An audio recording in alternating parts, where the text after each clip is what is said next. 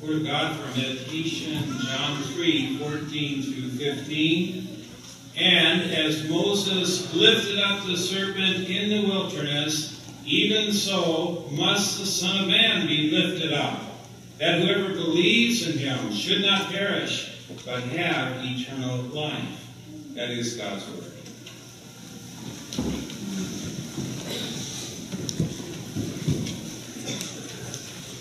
Saints in Christ. Chuck Swindoll tells the story of a young man who was determined to win the affection of a lady who refused to talk to him anymore.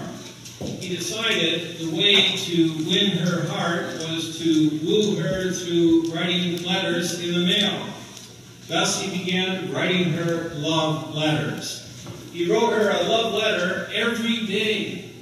5, 6, 7 times a week, she received a love letter from this pursuer. When she did not respond, he increased the output to 3 notes every 24 hours. In all, he wrote her more than 700 letters.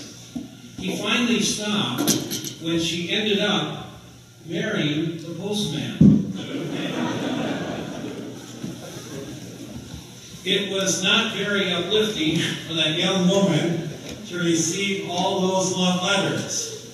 Unwittingly, the young man was forcing himself upon the young lady. And real love does not do that. It draws a person by affection that is thoughtful, not forceful. That is in step with the golden rule, not desiring to manipulate by rule. Such was the love and the grace of the God of all grace in the Old Testament, with his unconditional love that he demonstrated to Israel, taking a nation of slaves and making them his treasured people.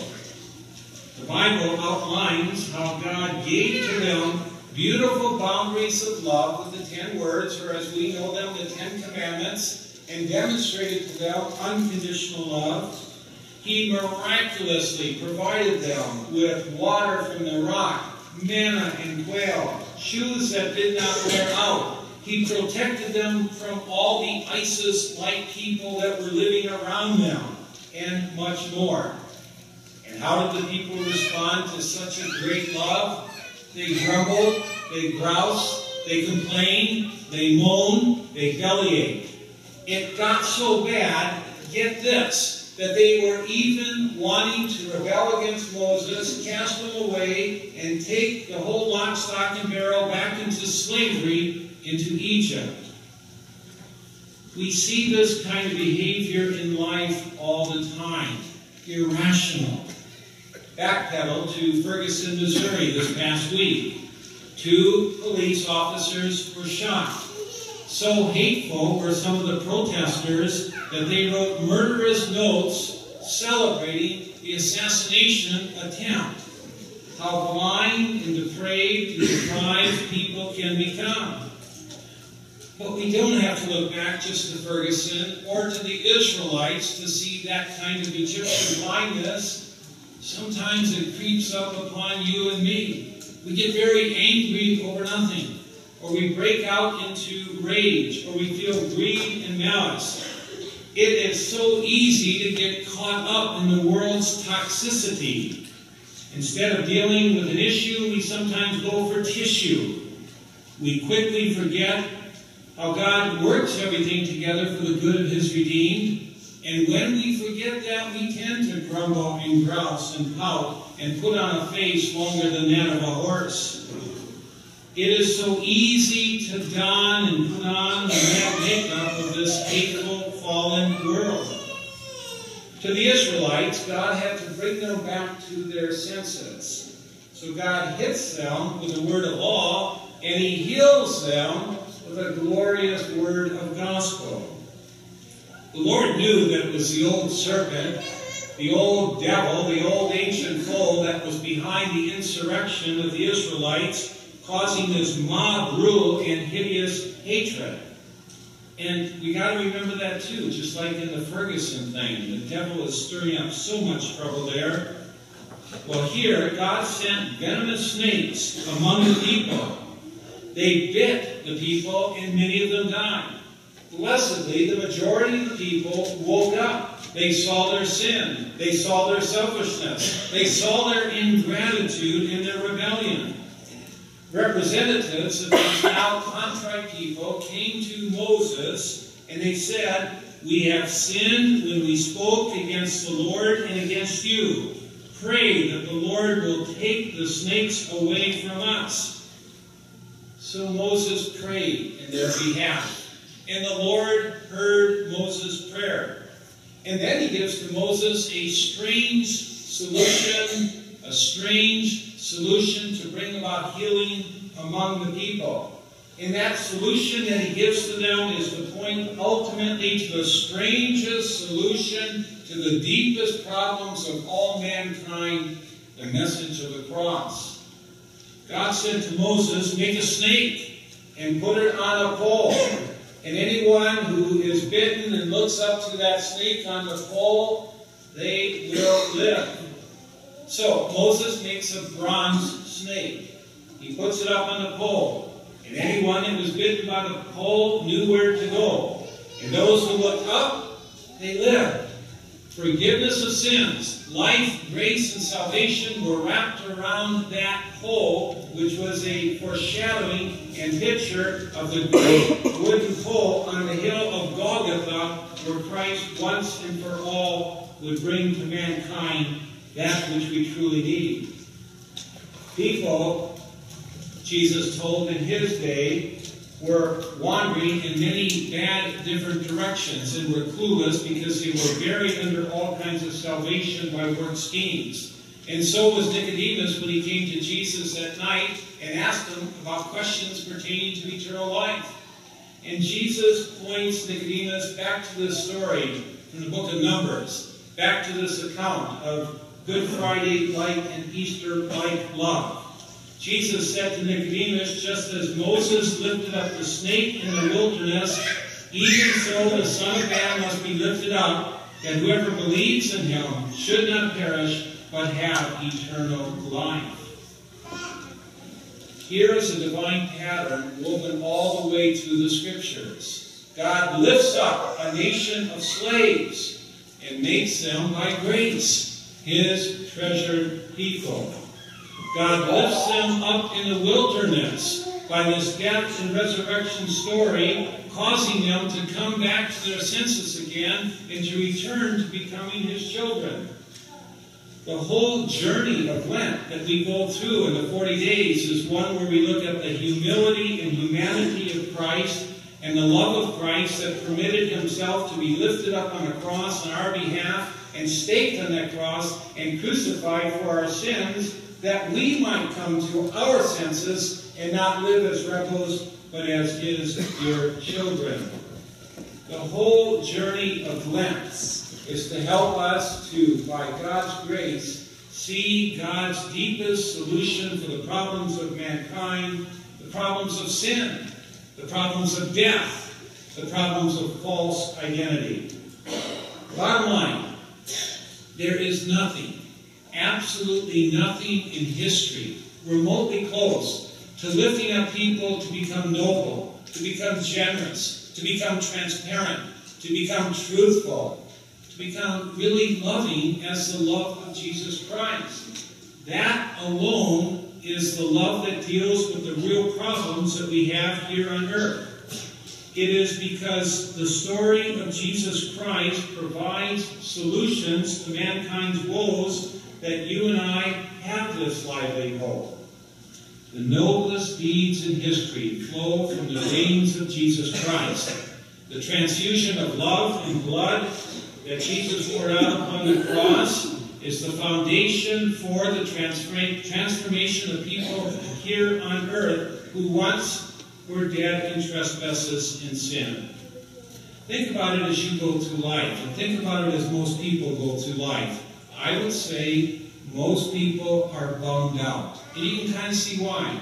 They get up in the morning, they open up the newspaper, bad news, bad news, bad news. They slog through the day, and all kinds of bad news comes their way. and then they go to bed at night and they listen to the 10:30 or 10 o'clock news, and it's more bad news.